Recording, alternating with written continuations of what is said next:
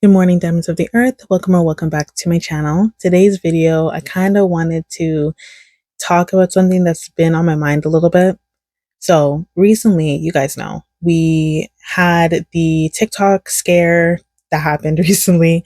TikTok was banned for I want to say 13 to 14 hours before it was brought back by President Trump, who says that there was going to be a 90-day extension in order for them to work out a deal with TikTok in order for the US to own half of the company so that it can continue to function in a true businessman like fashion. I wanted to mainly discuss the overall panic that seemed to have occurred after many people were basically, the rug was pulled right from underneath them when this ban happened. So there was a lot of people that were crying, a lot of people that were flipping out, especially the night before, I think. A lot of people, a lot of creators, there were a lot of them that were making money from the app. And as a result of them losing the app, they were losing their main source of income. It really taught us that we need to make more money streams. We need to make more streams of income specifically. We need to diversify it. So we cannot keep putting our eggs in one basket, mainly because we are not in a society or we're not in an economy that really allows for that to be a thing. Right now, we need to have multiple streams of income in order for you to be able to pay for your rent and then some. So for those people who had the ability to make so much money where they're able to live off of it, that's great. That's beautiful. And I'm happy for you.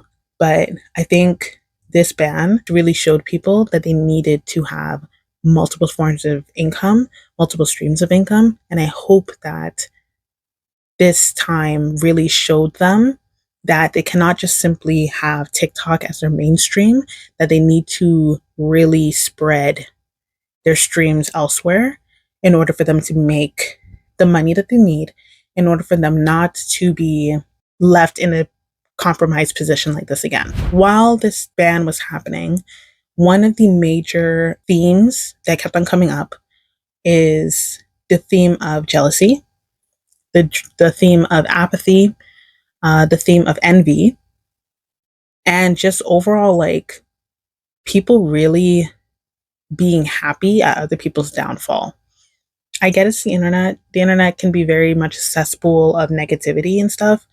But I think around this time around kind of it rubbed me the wrong way a lot. And the reason why is because we have people, I use myself and people around me as examples, right? With people who were making money on TikTok, there were some people on this app who have disabilities.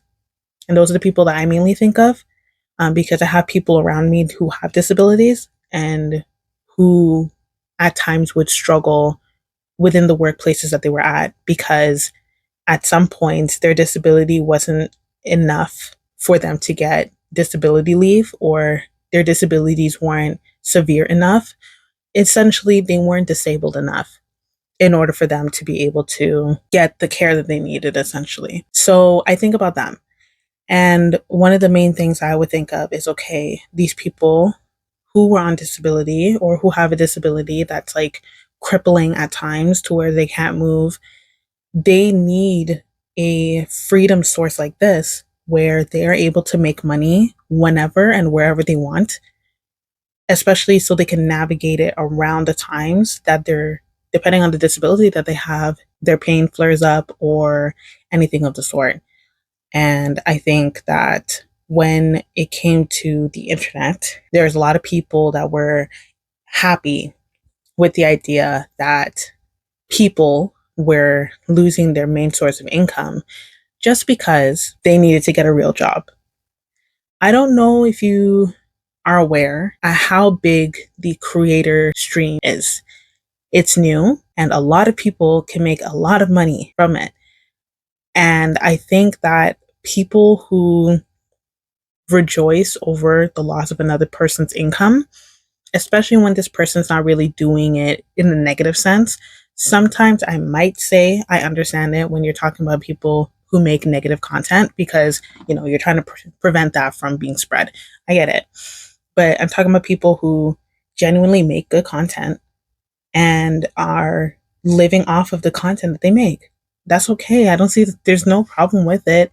But I think when you go and you start rejoicing over people losing that source of income for themselves, that shows your jealousy and that shows your envy of the situation because you realize that you don't have that ability because you decided not to. So then instead of you deciding, you know what, I really want that opportunity for myself, let me go and do it, you think to yourself, no. But instead, I'm going to rejoice over the fact that someone who's doing something that I desperately want to do, they can't do it anymore because their income stream is gone. So now I can make fun of them because I came on top, quote unquote, because I still have my job and they don't. So basically, it's like a confirmation. Is it confirmation bias? Would that be used? I don't think so, but I'm going to say something relative to that. That's your own personal confirmation that you made the right choice, even though you don't feel like you did, you know? So in those cases, I want to say that, like, if you were really rejoicing over people losing their jobs, remember that you are not different. And the reason why I am saying that is because in this situation, you can lose your job too at any point in time.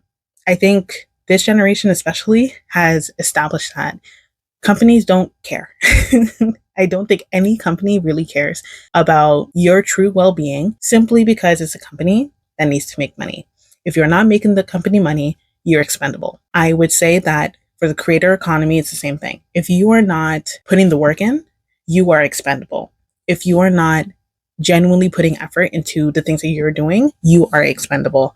And I think that for people who are rejoicing over other people losing their income, again, you guys aren't any different. If you put all your eggs into the job that you're at, you can easily lose it. You can easily lose it just as easily. So I think that we need to start working on the ways in which that we establish ourselves in our community. This is the area, I guess I will say, where I give you guys some tips, especially for creators. If you haven't already, this is like more so PSA, not really tips. I can't really give tips, but PSA for any content creator or for any TikTok creator who suffered during the ban of TikTok and who are now able to make income again as to the return of TikTok now, please, I beg of you, please start posting on other platforms if you are making this your career, or if you just want to maintain that income. Please start posting on other platforms and promote those other platforms on your TikTok so people know where to find you. Let this be a warning, because that's mainly what it is. Let this one be a warning to you, because there's no guarantee that anything will be signed. Yes, Trump says that he likes TikTok and but don't let this be a guarantee. Let this be your warning. Could be very well your last warning. Who knows? Please do what you can in order for you to establish yourself in a better opportunity so you're not scrambling to find a platform if the possibility comes up again that TikTok is banned. That's all I have for you guys. I hope you guys enjoyed. If you did, please consider liking, subscribing, leave some comments down below. We're affected by this TikTok ban. Just share your thoughts down below. My name is Rissa and I make content on anything and everything that I enjoy. Typically it's art and stuff. I think I could say more so now, but it's been a little wonky recently, so I'm kind of just going with the flow and seeing what can stick because I'm still a small creator. But yeah, I hope you guys enjoyed, and again, I will see you guys in the next one. Bye, my loves.